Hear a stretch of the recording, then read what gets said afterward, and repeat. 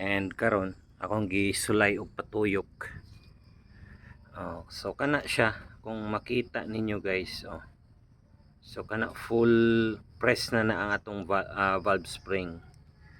Pero akong na-observe sa previous nato nga valve spring nga taas gamay no sa stock height is stressed na kaayo, pero kini siya parehas og length or height sa stock valve spring.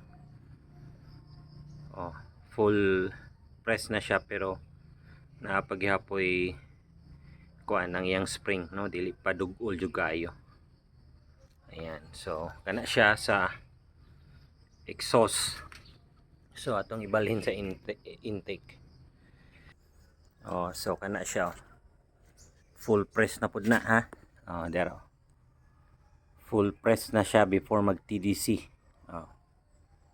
Ang intake, pero kana lagyo pagyapon ang iyang spring. So stress gyud mo nang kung mag-modify ta og kuan valve spring.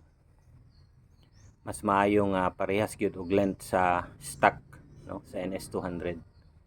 Balag medyo gahi siya or unsa para dili stress kay wala man na usab ang length sa ato ang valve no kay stock man gyapon. So sa previous vlog akong gisulti nga ang valve ug valve seal ang NS200 no. So the rest ana valve spring, retainer, washer, valve lock is pang sniper na. So mas ayos na siya.